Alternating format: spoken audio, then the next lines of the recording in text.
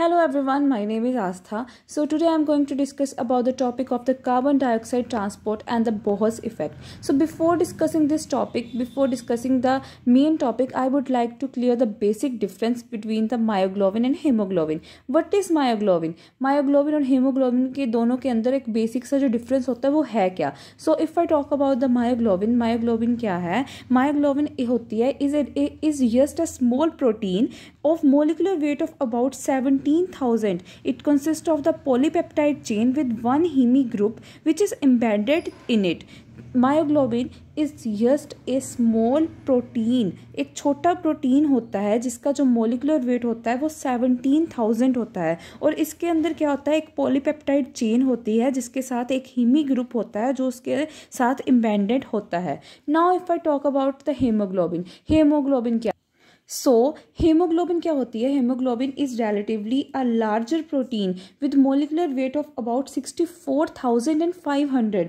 It consist of the 4 subunits each of which contain of the one haem group associated with the protein globin. This is the basic definition of haemoglobin. Haemoglobin क्या है? इसका जो relative wait होता है, molecular weight होता है वो 64,500 होता है जो काफ़ी ज़्यादा है किससे? मायोग्लोबिन से. एंड इसके साथ क्या होती है? 4 सब यूनिट्स होती हैं जो हर एक के साथ एक क्या होती है? हीमी ग्रुप होता है जो आगे किसके साथ एसोसिएटेड होते हैं? प्रोटीन ग्लोबिन के साथ. सो इसके साथ क्या है? There are 4 haem groups bonded to 4 protein chains. ये होता है difference between the haemoglobin and myoglobin में, एक बेसिक सा difference. Now if we talk about our main topic that is our carbon dioxide transport and the Bohr's effect. So before discussing the main figure, let us talk about the previous figure which we have discussed, that is of oxygen binding curve for MB and HV with the partial pressure of oxygen.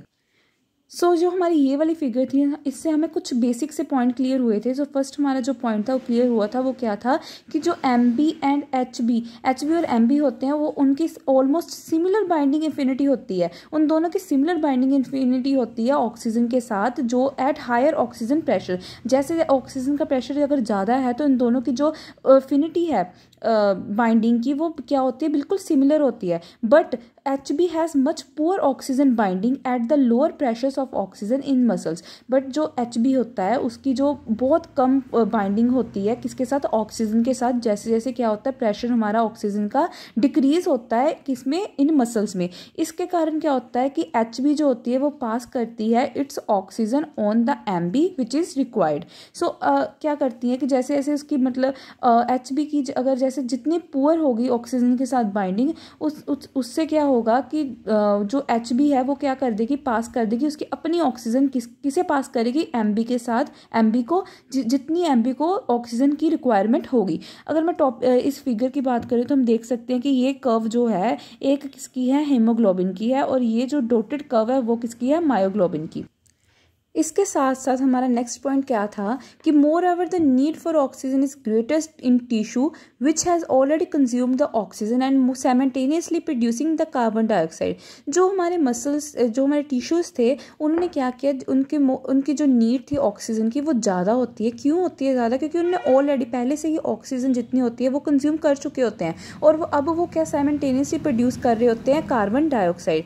Due to the carbon dioxide pH lowers. ये जैसे जैसे carbon dioxide increase होती है वो pH जो होता है वो लोअर हो जाता है. इस रिएक्शन से हमें क्लियर हो सकता है कि जैसे 2 वाटर के मॉलिक्यूल्स थे वो रिएक्ट कर रहे हैं कार्बन डाइऑक्साइड के साथ और वो बाय कार्बोनेट एक आयन बना रहे हैं और हाइड्रोनियम आयन बना रहे हैं. So increase acidity favours release of oxygen from the oxy haemoglobin to MB. जिसके कारण क्या होता है कि इंक्रीज होती है. किसकी इंक्रीजमेंट हो जाती है? Acidity favours release. जो एसिडिटी रिलीज होती है उसकी ऑक्सीजन के साथ क्या बनाती हैं? From the homo haemoglobin to MB.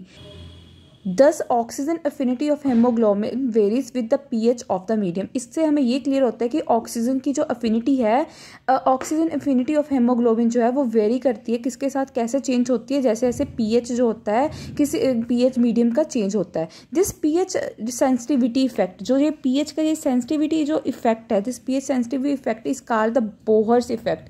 इसे हम क्या कहते हैं? Bohr's effect. तो क्या है बोहर? सो बोहर्स इफेक्ट क्या है? बोहर्स इफेक्ट है कि जो pH की सेंसिटिविटी जो जो पीएच की सेंसिटिविटी का इफेक्ट है उसे हम बोहर्स इफेक्ट कहते हैं। Thus variation of the oxygen affinity with pH of the medium is called the Bohr's effect.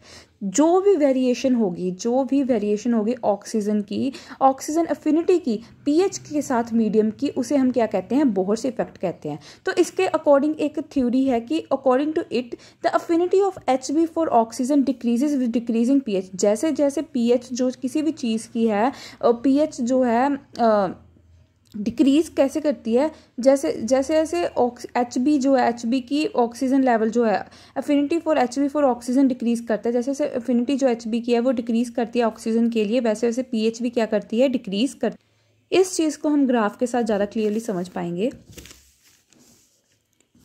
इससे हमें क्या क्लियर हो रहा है, जो ये नीचे वाली कर्व है, ठीक, इसमें जो Hb है उसकी वैल्यू 6.8 है, ठीक है, और जो कि इस पार्ट में partial pressure of oxygen in muscles में इसकी 6.8 है। पर जैसे ही pH इंक्रीज हुई 7.6 हुई, जो कर्व है वो भी क्या होगी, इंक्रीज होगी। However the blood is buffer। तो ब्लड क्या है, बफर है।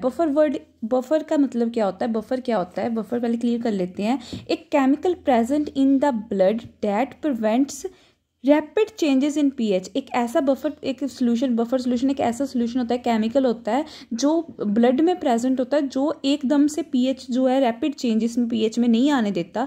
The principal buffers are carbonic acid, carbonates, bicarbonates, monobasic, dibasic, phosphates and protein such as haemoglobin. ये कुछ प्रिंसिपल बेसिक्स होते हैं, प्रिंसिपल बफर्स होते हैं, जैसे कि जिसकी क्या क्या एग्जाम्पल्स है, carbonic acids, carbonates, bicarbonate, monobasic, dibasic, phosphates and proteins. Protein कौन कौन से, हेमोग्लोबिन जैसे। क्या कह रहा था वो कि हाउएवर द ब्लड, कहते हैं कि जो ब्लड है, however blood is buffer so that the decrease in pH is very small with the accumulation of the carbon dioxide in the muscles. The decreasing affinity of Hb for oxygen with decreasing pH is already shown in the figure. तो हमने क्या देखा था, इस curve से हमने देखा था, क्लियर था हमें कि जैसे जैसे जो होती है अफिनिटी, जैसे जैसे pH डिक्रीज करती है, pH के साथ साथ अफिनिटी भी किसकी डिक्रीज करती है, Hb की फॉर ऑक्सीजन।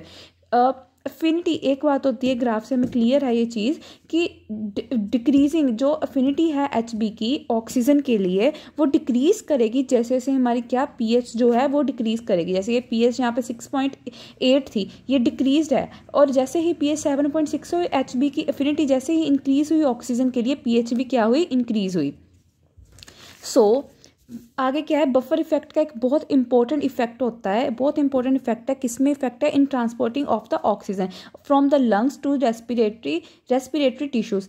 तो बफर इफेक्ट का एक बहुत इंपॉर्टेंट इफेक्ट होता है किसमें, ट्रांसपोर्ट में, किसकी ट्रांसपोर्ट करता है, ये ऑक्सीजन की, from lungs to respiring tissues तक, and in transporting the carbon dioxide produce there back to the lungs. और क्या करता है, ये क्या करता है, ऑक्सीजन जो है वो लंग्स से लेके रेस्पिराइंग टिश्यूज को देखता है और ट्रांसपोर्ट करता है, और कार्बन डाइऑक्साइड जो प्रोड्यूस होती है वहाँ पे back to the lungs. The carbon dioxide diffuses from the muscle tissues to capillary and dissolve the carbon dioxide forms by carbonate only very slowly as कि जो कार्बन डाइऑक्साइड प्रोड्यूस होती है, जो कार्बन डाइऑक्साइड प्रोड्यूस करती है, वो diffuse होती है, कहाँ से डिफ्यूज़ होती है, from muscle tissues to capillary tubes and dissolve carbon dioxide forms by carbonate only very slowly. वो बहुत धीरे से जो डिसॉल्व कार्बन डाइऑक्साइड होती है वो फॉर्म करती है, किसे, बाय कार्बोनेट को, किससे, रिएक्शन के साथ, जो हमने पहले भी डिस्कस की थी कि कार्बन डाइऑक्साइड जब रिएक्ट करता है वाटर मॉलिक्यूल, 2 वाटर मॉलिक्यूल के साथ, वो क्या बनाता है, HCO3 नेगेटिव, जिसे हम बाइकार्बोनेट आयन कहते हैं, और हाइड्रोनियम आयन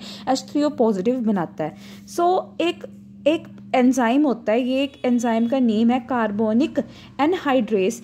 जो कार्बोनिक एनहाइड्रेस होता है एक रेड ब्लड सेल्स में, in red blood cell accelerates the reaction. ये बहुत जो रिएक्शन होती है उसे क्या करता है, एक्सेलरेट करता है, so that most of the carbon dioxide in the blood is carried as in form of the HCO3 negative by Hb back to the lungs where carbon dioxide is exhaled. तो इसका काम क्या होता है, ये red blood cells में होता है, ये एक्सेलरेट करता है रिएक्शन को, ताकि जो मोस्ट ऑफ द ऑक्सीजन, जितनी ज़्यादा जो कार्बन डाइऑक्साइड है, so that most of the carbon dioxide, जो जितनी ज़्यादा कार्बन डाइऑक्साइड है ब्लड में, वो वापस आ जाती है कहाँ पे करते, किस फॉर्म में वापस आती है, HCO3 नेगेटिव की फॉर्म में टू द लंग्स। किसके पास वापस आती है, लंग्स के साथ, where carbon dioxide is exhaled, जहाँ से कार्बन डाइऑक्साइड हमारे लंग्स को वो वापस देता है, ताकि हमारी कार्बन डाइऑक्साइड जो है वो अच्छी तरह से हमारी बॉडी से क्या हो जाए, बाहर निकल जाए। नाउ हमारा नेक्स्ट टॉपिक क्या है, nature of the haem oxygen binding in haemoglobin and the myoglobin. क्या नेचर क्या होता है हीमी का और हीमी ऑक्सीजन बाइंडिंग का हेमोग्लोबिन और मायोग्लोबिन में। So before discussing this topic, firstly हम हीमी की डेफिनेशन देखेंगे कि हीमी होता क्या है। हीमी क्या है, haem is composed of a ring like enzyme compound known as the porphyrin to which iron atom is attached. क्या होता है, एक ऑर्गेनिक कंपाउंड होता है जिसके साथ क्या होती है, आयरन, जो आयरन एटम है वो क्या होता है, अटैच होता है। It is the iron atom that reversibly binds the oxygen as the blood travels from lungs and the tissue. ये डेफिनेशन होती है हीमी की। सो क्या है, अगर अब हम टॉपिक की बात करते हैं कि इसमें क्या है कि नेचर देखना था हमने हीमी एंड ऑक्सीजन का बाइंडिंग का in haemoglobin and myoglobin. So क्या है, द डाई ऑक्सीजन जो O2 होती है can bind to the iron, वो आयरन के साथ बाइंड अप होती है in haem group in the following 3 probable ways. वो तीन वेज में के साथ, वो तीन तरीकों के साथ ऑक्सीजन जो है वो बाइंड अप, ऑक्सीजन जो डाई ऑक्सीजन होती है वो बाइंड अप करती है हमारी आयरन के साथ हीमी ग्रुप में। कैसे कैसे, फर्स्ट तो एक लीनियर अरेंजमेंट होता है। लीनियर अरेंजमेंट क्या होता है, डायरेक्ट Fe के साथ बॉन्ड डायरेक्टली लगे हैं। दूसरा होता है एंगुलर और बेंट अरेंजमेंट। एंगुलर और बेंट अरेंजमेंट का क्या मतलब होता है कि ऑक्सीजन आयरन एक साइड लगा है और ऑक्सीजन के जो एक ऑक्सीजन डायरेक्ट है और एक ऑक्सीजन क्या है, बैंड में है। एक होता है side wise symmetrical interaction. Side wise symmetrical interaction में क्या है, आयरन है, ये ऑक्सीजन है, ये ऑक्सीजन, दोनों में ऐसे बॉन्ड बना हुआ है। ठीक है, तो इसमें क्या होता है कि because of the size and the complexibility of the both hemoglobin and the myoglobin, it has not been easy to establish the electronic or the structural nature of the bonding of the oxygen to heme। तो इसके जो size जो होता है वो and जो इसका जो कॉम्प्लेक्सिबिलिटी होती है वो इतनी ज़्यादा होती है हेमोग्लोबिन और मायोग्लोबिन के साथ कि वो इजीली हम एक एस्टैब्लिश नहीं कर पाते कोई इलेक्ट्रॉनिक और स्ट्रक्चर नेचर जो होता है बॉन्डिंग का ऑक्सीजन का हीमी के साथ, O2 का हीमी के साथ। बट जो हमारी with the help of x ray studies से क्या होता है कि हमें पता लगता है कि जो MB है ऑक्सीजन एंड HB के साथ, as shown that oxygen binds the haem group in an end on bent geometry with FeO bond at the angle of 130। जो मतलब जो MB होती है और HB है वो हमें उनके जो स्ट्रक्चर से क्या पता लगता है कि वो एंड ऑन बेंट ज्योमेट्री है, उनकी एंड ऑन बेंट ज्योमेट्री है। कैसे है, जिसके साथ एंगल उसका क्या है, 130 डिग्री का एंगल बनाती हैं। However, if O2 is used as an ligand, अगर हम CO की बात करें तो अगर हम CO लेते हैं, कार्बन मोनोऑक्साइड लेते हैं, CO लेते हैं, यूज़ करते हैं as a ligand in the place of the O2, then क्या उससे हमें क्या पता लगता है कि in CO adducts of some modal compounds the FeCO chain is linear. उसकी जो चेन है वो बिल्कुल लीनियर है। Where as in CO complexes of hemoglobin the FeCO chains जो होती है वो बेंड होती है। ठीक है, this is due to the, ये क्यों ऐसा होता है कि अगर हम if we talk about the CO, अगर CO is used in the place of the ligand as a ligand in O2, then क्या है कि हमें एक लीनियर जो FeCO की जो चेन है वो लीनियर होती है। Where as in CO complexes of hemoglobin the FeCO bond chains are bent, उसमें लीनियर होती है और इसमें क्यों बेंट होती है, ऐसा क्यों होता है? This is due to the steric hindrance because the oxygen binding sites of HB is so shaped that it can accommodate a bent chain only, and therefore the forces the Fe bond C bond O chain to be bent। ये क्यों होता है? ये सब कुछ होता है because of the steering hindrances के कारण। क्यों steering hindrances आती हैं? क्योंकि steering hindrances के अकॉर्डिंग जब ऑक्सीजन बाइंड करती है हेमोग्लोबिन के साथ, हेमोग्लोबिन HB के साथ, ये वो ऐसे शेप होती है कि वो सिर्फ एकोमोडेट कर सकती है बेंट चेन ओनली, ताकि इसके कारण क्या होता है, उसकी जो फोर्सेस होती हैं चेन में वो क्या होती हैं, बेंट होती हैं। This is unfavourable. ये जो केस है, ये जो चीज़ है वो अनफेवरेबल किसके केस में this is unfavourable to the CO binding system with the result that Fe bond C bond O chain formation in haem is not highly favourable.